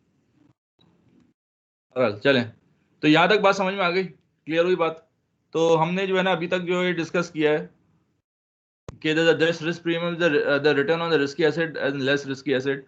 अच्छा, तो हमने जो है ये डिस्कस किया अब तक कि रिस्क जो है वो होता क्या है, उसमें सब्जेक्टिविटी क्या होती है, उसको मेजर कैसे किया जाता है, और आप कंपेयर कैसे करेंगे risk versus return investment context के अंदर। तो ये सारी चीज़ हमने डिस्कस की हैं। ठीक है, अगर इसमें कोई प्रॉब्लम है तो बता दें। Will be now moving on towards our next point कि रिस्क को हेज कैसे, यानी रिस्क को मिटिगेट कैसे किया जाता है। अब हमने देखा रिस्क को मेजर कैसे और कंपेयर कैसे किया जाता है रिस्क वर्सेस रिटर्न को, रिस्क होता क्या है, उसमें सब्जेक्टिविटी क्या होती है। नाउ अब हम जो बात करेंगे वो ये कि रिस्क को मिटिगेट कैसे करेंगे, उसको ख़त्म कैसे करेंगे। ठीक है, तो एक पोर्टफोलियो थ्योरी है, हम वो डिस्कस करेंगे। ठीक है, if you have any questions तो कर लें, वरना फिर विल मूव ऑन। चलें, गुड, आगे चले मेरे ख्याल से। तो लेट्स मूव ऑन। अब पोर्टफोलियो थ्योरी समझने के लिए पहले आप एक पोर्टफोलियो बना लें। पोर्टफोलियो हमको मालूम है क्या होता है? जी सर। जी, क्या क्या है पोर्टफोलियो? मल्टीपल कंपनीज की बास्केट बनाई जाती है और उसमें डिफरेंट रेट से जो है वो परचेज किए जाते हैं, ताकि अगर कहीं अगर पॉजिटिव और नेगेटिव हो तो मिलके जो ओवरऑल इम्पैक्ट आता है वो ज्यादा डेविएशन हो। डेविएशन रेट को कम करने के लिए बेसिकली बास्केट बनाई जाती है, ये कह सकते हैं सर। ठीक है, तो पोर्टफोलियो जो है वो बेसिकली जिसके अंदर मोर देन वन सिक्योरिटी होती है उसको हम पोर्टफोलियो कहते हैं। तो उसको डेविएशन, जैसे हमने बात की, डेविएशन को कम करने के लिए बनाया जाता है। तो हम आज यही देखेंगे कि जो पोर्टफोलियो है उसमें डेविएशन कैसे कम होती है। अब लेट्स सपोज इसमें हम ये कर रहे हैं कि assume you have a 2 stock portfolio. ठीक है, आपने 2 स्टॉक्स बनाए। CULL का पूरा नाम है कलेक्शंस, और HT हमने HT दो स्टॉक्स थे, उसका आपने पोर्टफोलियो बनाया। ठीक है, अब पोर्टफोलियो बनाने के बाद जो है ना उसमें आपने 50,000 जो है ना इन्वेस्ट किए। यानी आपके पास 1 लाख रुपए थे, 50,000 आपने इन्वेस्ट किए HT में और 50,000 आपने CLL में इन्वेस्ट किए, ठीक है। नाउ अब हम ये देखेंगे कि जब ये पोर्टफोलियो बन गया तो उस पोर्टफोलियो का रिटर्न और रिस्क क्या है, ठीक है। तो अब आप जो है ना इस तरह से जो है ना आपका बनेगा। फॉर एग्जांपल उस पोर्टफोलियो का जो रिटर्न निकालेंगे किसी भी एक सिनेरियो के अंदर, वो ये होगा, ये द एक्सपेक्टेड रिटर्न है, यानी the return on the portfolio is the weighted average return of individual asset in the portfolio.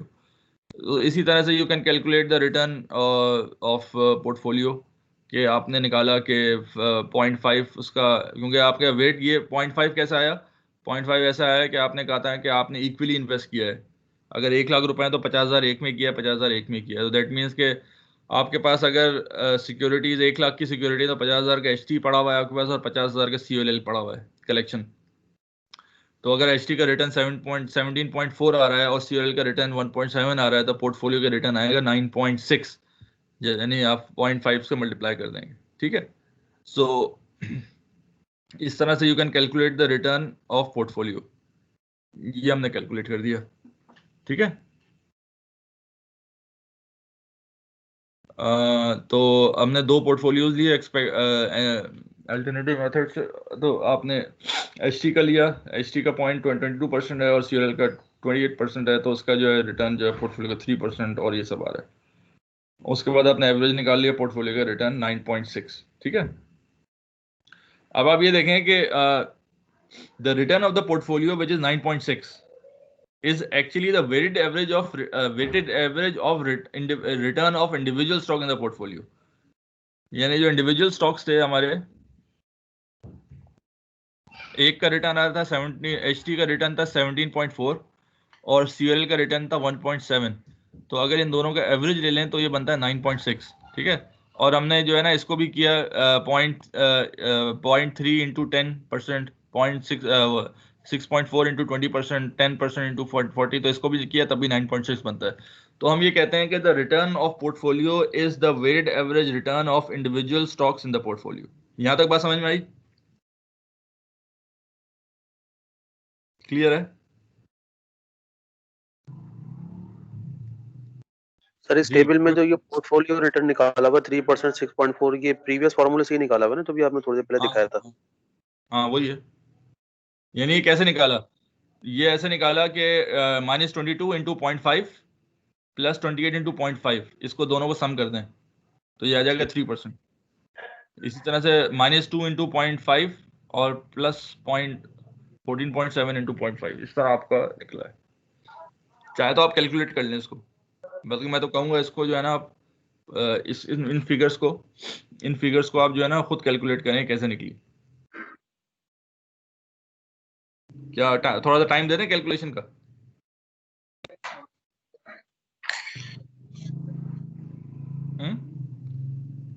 सो इसको जरा कैलकुलेट करें, देन वील मूव ऑन, ठीक है। I will give you I think 4-5 minutes, ठीक है।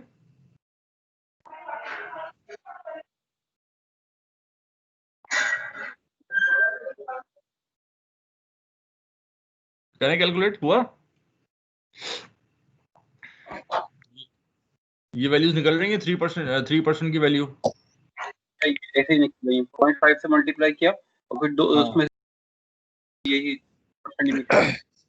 Good. तो इस तरह से आपने ये वैल्यूज निकालनी, ठीक है। अच्छा ये पोर्टफोलियो की वैल्यू आ गई। अच्छा consider portfolio as a separate asset. Portfolio को हम जैसे CLL ऐसी सेपरेट एसेट बना देंगे और इसकी जो है ना एक्सपेक्टेड रिटर्न वैसे ही निकालेंगे जैसे आपने पोर्टफोलियो एसेट का निकाला है।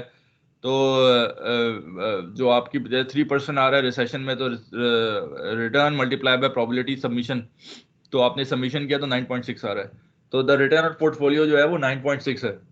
अच्छा फिर हमने ये भी देखा था कि अगर हम एवरेज ले लें पोर्टफोलियो का, यानी कि इंडिविजुअल स्टॉक्स का, यानी HT और उसका HT और CLL का एवरेज ले लें। HT इज 17.4 और CLL इज 1.7। इन दोनों का अगर एवरेज ले लें, इनको उसके 0.5 से मल्टीप्लाई करेंगे तब भी 9.6 आ रहा है। तो इसका मतलब क्या है? इसका मतलब यह है कि return of the portfolio is equals to the weighted average return of individual stock in the portfolio. यहाँ समझ में आई बात? पोर्टफोलियो का जो रिटर्न है that is the weighted average return of individual stock in the portfolio, यानी कि जो पोर्टफोलियो का रिटर्न है जो कि 9.6 है is equals to the weighted average return of individual stocks, यानी कि रिटर्न ऑफ HT इज 17.4 और रिटर्न ऑफ CURL इज 1.7, तो इनका वेटेड एवरेज निकाला 9.6 बनता है। यही 9.6 पोर्टफोलियो का रिटर्न भी मिल रहा है जो हमने डायरेक्टली पोर्टफोलियो के रिटर्न को निकाला है। यह बात समझ में आ रही है? समझ में आ रही है बात? जी बिल्कुल। बाय द सेम लॉजिक क्या हम ये कह सकते हैं the risk of portfolio is the weighted average risk of individual stock in the portfolio?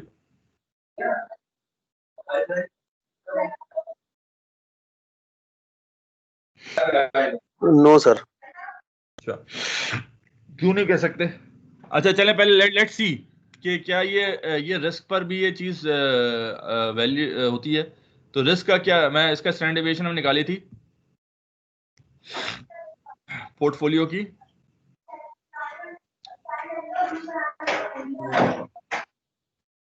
तो ये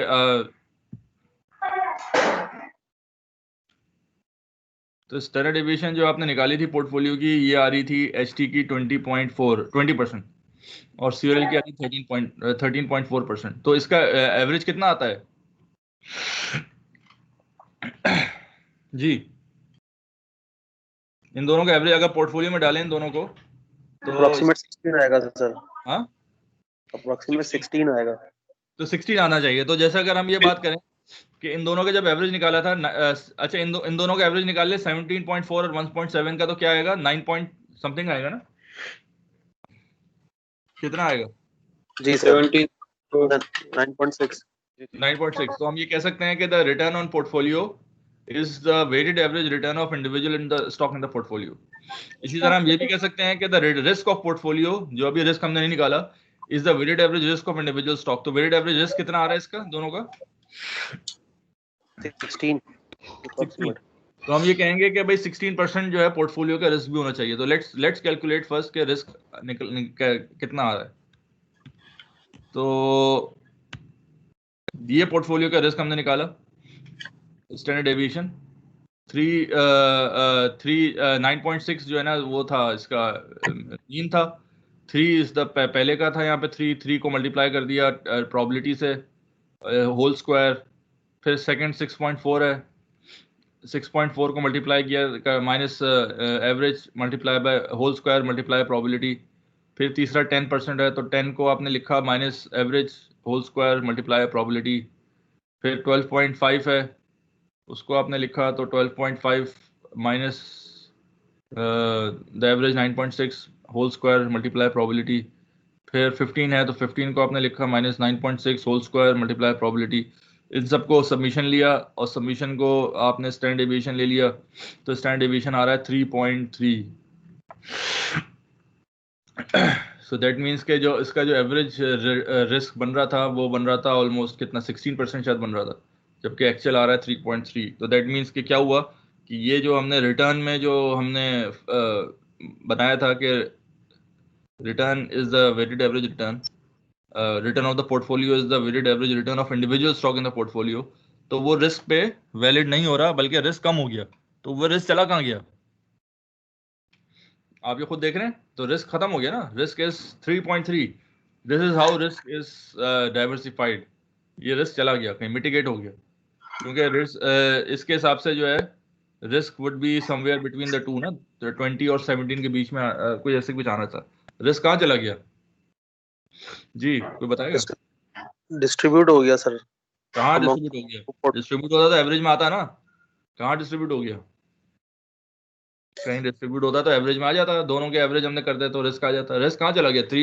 रिस्क तो 3% आ गया जो दोनों से कम है, ठीक है ना। एक का रिस्क आ रहा है दोबारा आ जाता है इस फिगर पे, पोर्टफोलियो या एक बनाया था तो का रिस्क 20 और एक का 13 है, तो अगर डिस्ट्रीब्यूट होता दोनों में इक्वल तो 13 और 20 के बीच में आना चाहिए ना। जैसे रिटर्न डिस्ट्रीब्यूट हो गया 9.6 तो दोनों के बीच में आ गया, अब इसका रिस्क आ रहा है 3.3, तो कहाँ चला गया रिस्क? सर रिस्क को डाइवर्सिफाइड कर दिया एक कंपनी से दूसरी कंपनी के अंदर के, जब वो इंडिविजुअल रिस्क दोनों का हाई आ रहा था जब अगर दोनों का पोर्टफोलियो बनाया तो उससे वो एक दूसरे के ऊपर, क्योंकि आपस में नेगेटिव कोरिलेशन दिखा रहे थे, तो इसका रिस्क मिटिगेट हुआ।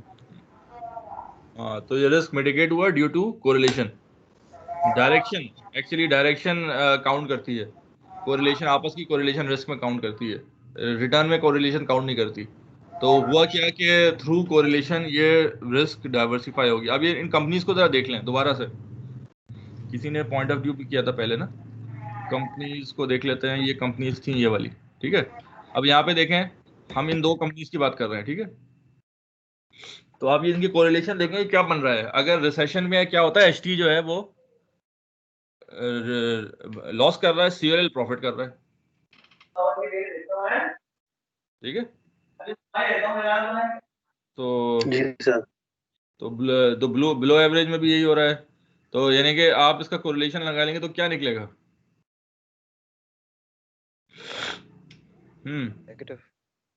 नेगेटिव कोरिलेशन होगा, ठीक है। तो अगर आपके स्टॉक्स में नेगेटिव कोरिलेशन होता है तो वो रिस्क को हेज कर देते हैं। कैसे रिस्क को हेज करते हैं मैं आपको समझाता हूँ।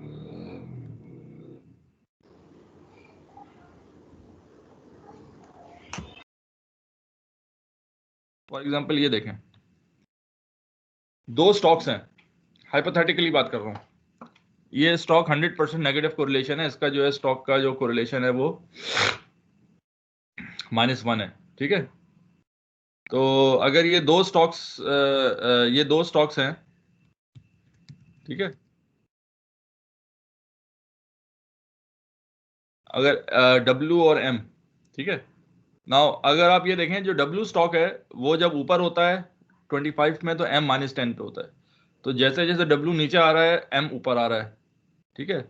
तो जब W -10 पे चला जाता है तो M 25 पे चला जाता है, ठीक है। फिर W जब नीचे आता है तो आप ये देखें W का शेप है और M का, क्योंकि W और M आपस में इनवर्स कोरिलेटेड होते हैं, तो इस वजह से W और M स्टॉक का जो कोरिलेशन -1।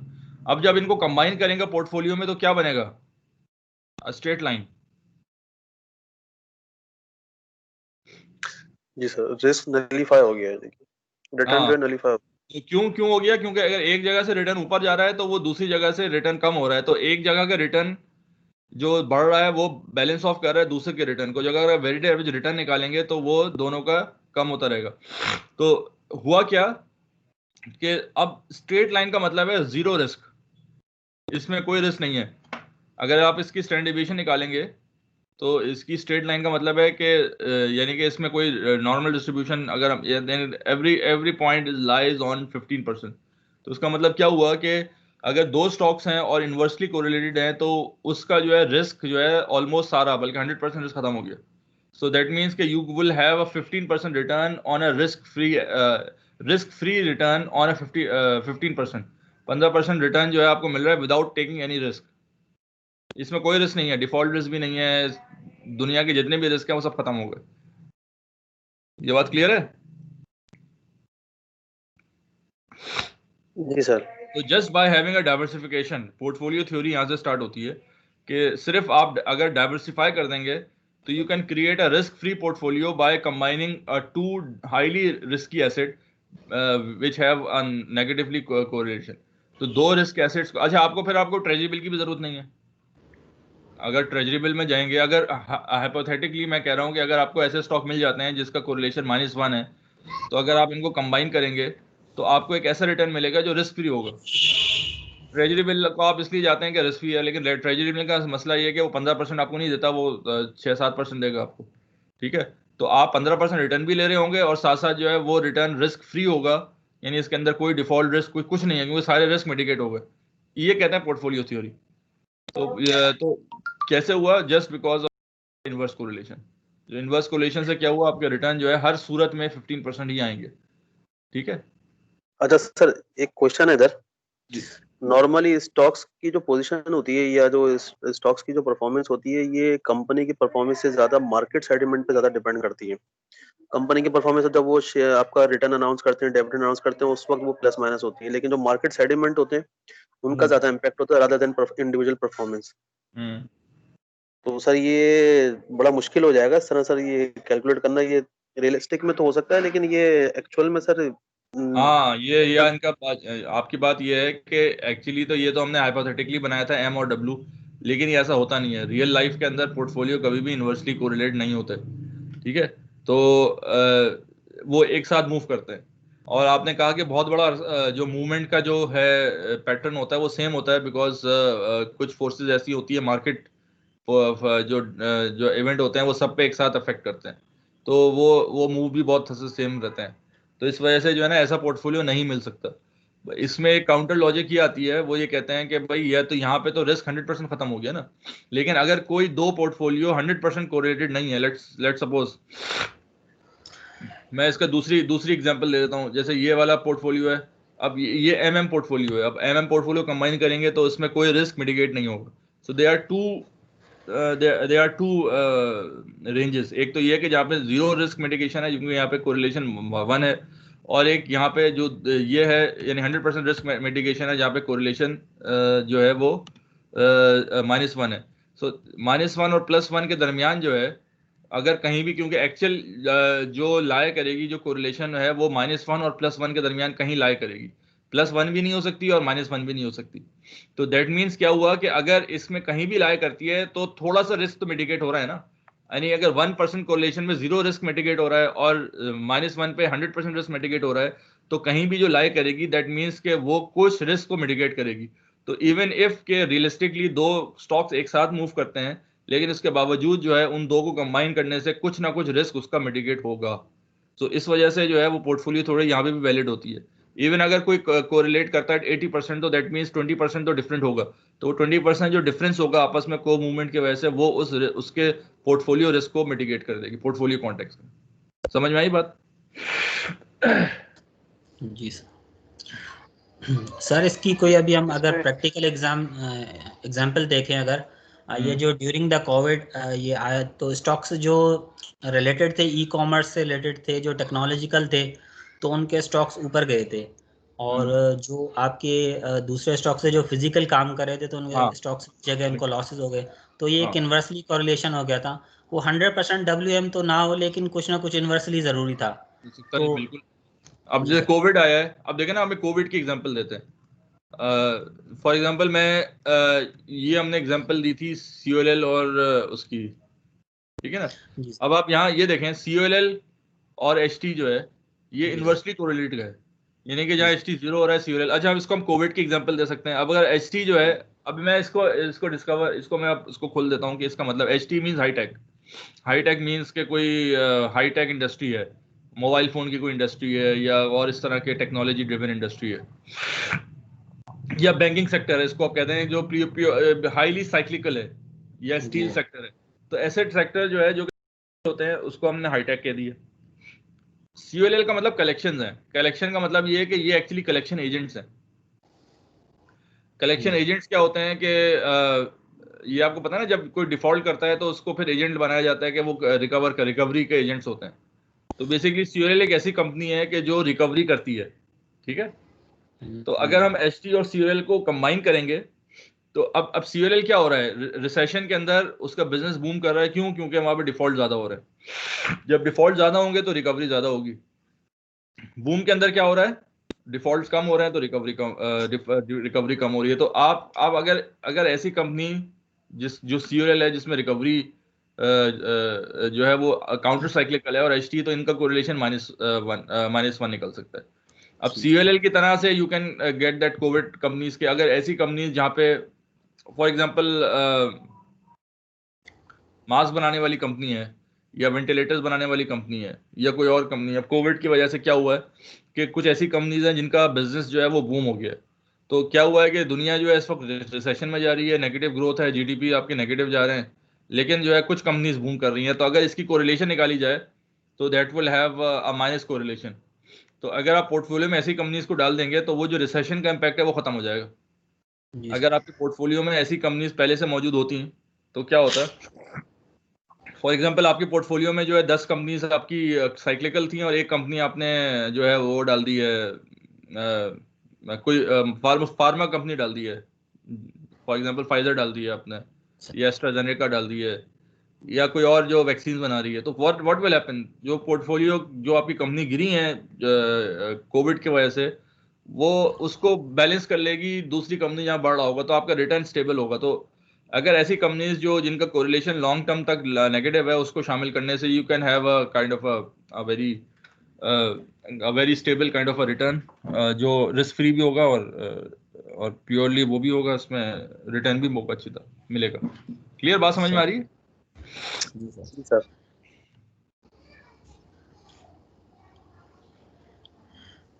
तो इस तरह से जो है ना रिस्क मिटिगेट होता है। अच्छा सर, जब भी आप इसके अंदर हम कभी भी इन्वेस्टमेंट करें, इसका मतलब यही हुआ कि दोनों तरह के आपके पास स्टॉक्स होने चाहिए जो आपको रिसेशन में भी काम आए और बूम में भी काम आए। तो ठीक है सर। अच्छा, अब ये देखें, ये लास्ट में जो ना आज हम ये यहाँ पे एंड करेंगे, ये लास्ट ग्राफ देख लें। अब यहाँ इसको आप ये देखें कि रिस्क जो है वो दो तरह का होता है।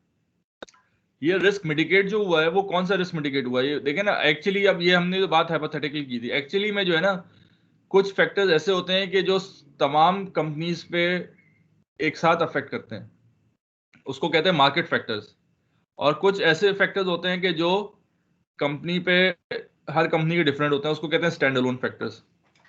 फॉर एग्जांपल, अब इन्फ्लेशन है या इंटरेस्ट रेट्स है या जीडीपी है या पॉलिटिकल रिस्क है, तो ये फैक्टर जो है वो हर कंपनी को अफेक्ट करेंगे।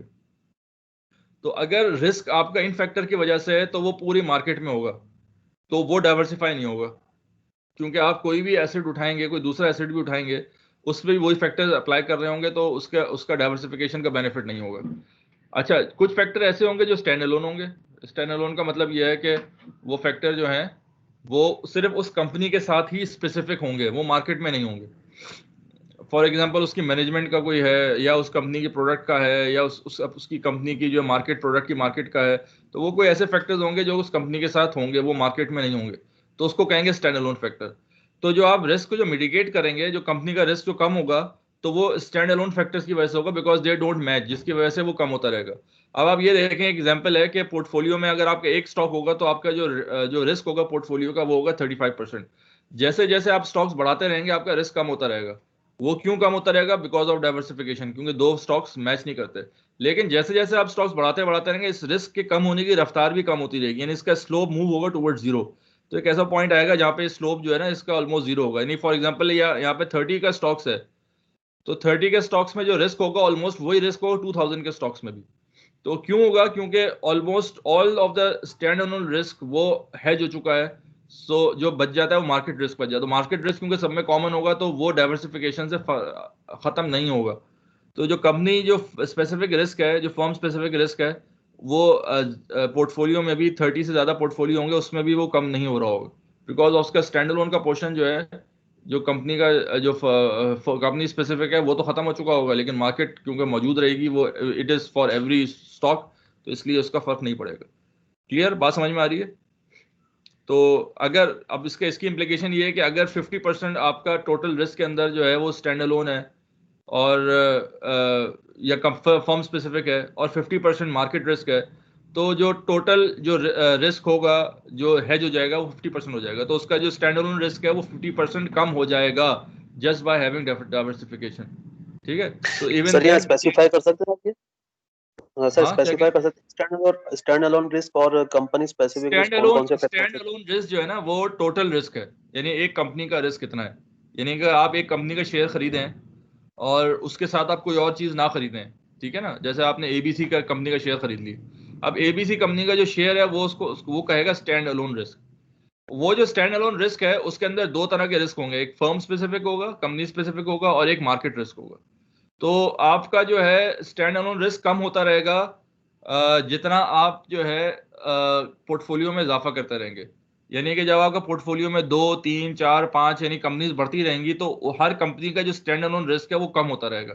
उसकी वजह क्या है? उसकी वजह यह है कि जो आपका कंपनी स्पेसिफिक रिस्क का जो पोर्शन है वो हेज हो रहा है, डाइवर्सिफाई हो रहा है। लेकिन एक ऐसा पॉइंट आएगा जहां पे ये ऑलमोस्ट खत्म हो चुका होगा कंपनी स्पेसिफिक रिस्क, तो वो जो बचेगा उसको कहेंगे मार्केट रिस्क। तो अब स्टैंड अलोन रिस्क जो है वो कम नहीं होगा, इतना ज्यादा कम नहीं होगा। वाई? बिकॉज जो कंपनी स्पेसिफिक फैक्टर था वो ऑलरेडी जो है वो डाइवर्सिफाई हो गया। क्लियर है? सर इसमें एक सवाल ये है, जैसे ये कोविड की सिचुएशन हमने डिस्कस की, तो कोविड को मार्केट रिस्क कह सकते हैं, क्योंकि उस पर बहुत सारी कंपनीज के जो है ना वो स्टैंड अलोन रिस्क डिपेंडेंट होते हैं। हाँ जैसे कोविड आया था तो उसमें अब आपकी जो ऑयल प्राइस है, जो ऑयल सेक्टर है, उसका ज़ाहिर बात है वो प्राइस फैक्टर कम हो जाता है क्योंकि अर्निंग कम हो गई, लेकिन अब उसके उसी का इम्पैक्ट पॉजिटिव हुआ फार्मा के ऊपर। तो इसको कोरिलेट किस तरह करेंगे सर, ये मार्केट रिस्क और स्टैंड अलोन रिस्क को फैक्टर्स होते हैं? हाँ देखिए, एक चीज समझ लें कि जो मार्केट रिस्क क्या है, ये वो रिस्क है जो तमाम कंपनीज पे एक साथ अप्लाई होता है, ठीक है। तो फॉर एग्जांपल अगर मार्केट रिस्क ये नहीं है कोविड है, मार्केट रिस्क रिसेशन का है, लेस ऑफ सेल्स का है, ठीक है ना। अच्छा, लेकिन कुछ ऐसी कंपनीज होती हैं जिसपे मार्केट रिस्क जो है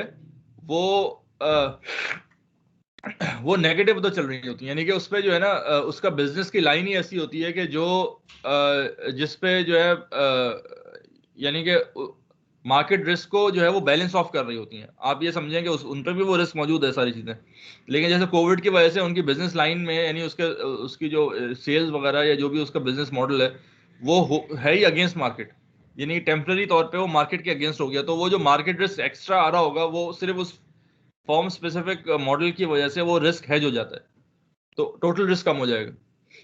अब जैसे कलेक्शन है, अब कलेक्शन एक कंपनी है, अब कलेक्शन कंपनी जो अगेंस्ट द मार्केट चल रही है, ठीक है ना, उसके अंदर मे बी पॉलिटिकल अनसर्टेनिटी का रिस्क तो होगा, लेकिन उसका मॉडल ऐसा है कि क्योंकि उसका सेल्स बढ़ेंगी उस वक्त जब मार्केट कम होगी, तो एक्चुअली बहुत सारी चीजें अनसर्टेनिटी जो है उसको फायदा दे रही होंगी जो दूसरों को नुकसान दे रही होगी।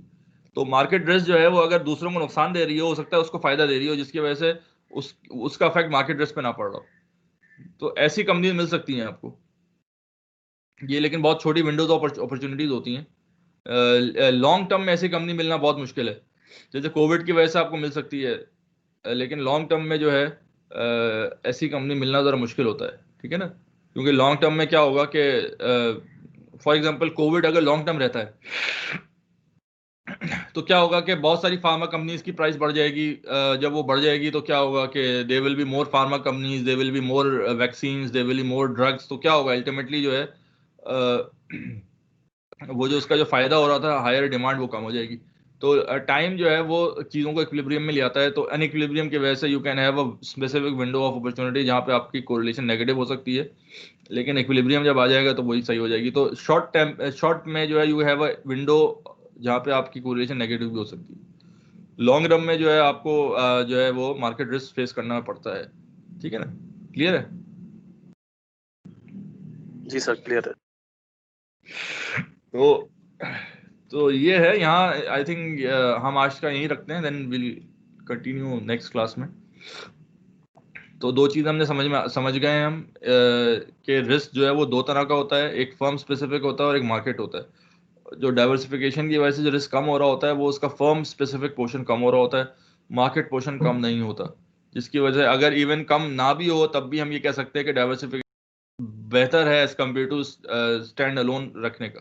यानी स्टैंड अलोन रिस्क जो है हमेशा ज़्यादा होगा एक पोर्टफोलियो रिस्क से, क्योंकि कुछ पोर्शन थियोरेटिकली इवन 1% भी जो है अगर डिफरेंट कंपनी स्पेसिफिक होगा तो वो भी डाइवर्सिफाई हो जाएगा। क्लियर है? तो इसकी इम्प्लीकेशन बड़ी ज़्यादा लॉन्ग टर्म है, और इसकी इम्प्लीकेशन यही आती है कि कोई बंदा जो है इंडिविजुअली इन्वेस्ट नहीं करेगा, everybody will invest in portfolio. Why? Because theoretically portfolio risk जो है वो कम हो जाएगा। क्लियर?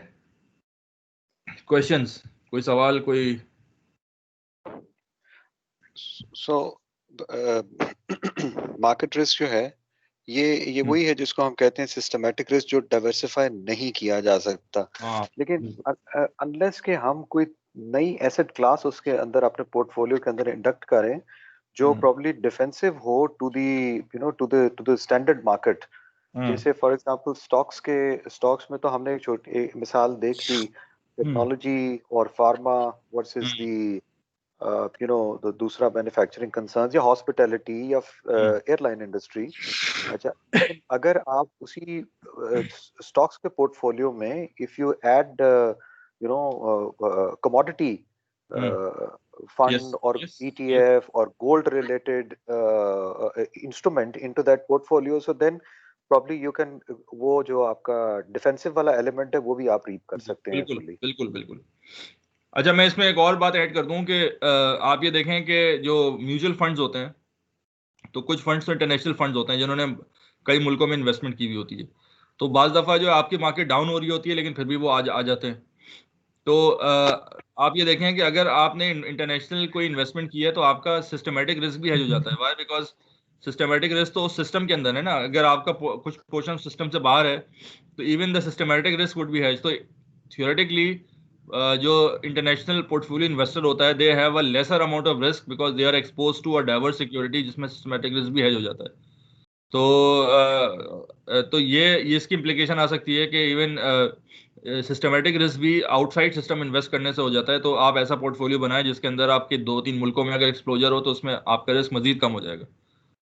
और आप ये देखें कि पोर्टफोलियो इन्वेस्टर्स खास तौर पर बड़े इंटरेस्टेड होते हैं ऐसी कंपनीज में जैसे ऑयल एंड गैस हो गई। ऐसी कंपनीज के अंदर जो है जो रिस्क है ना वो नॉन साइक्लिकल होता है।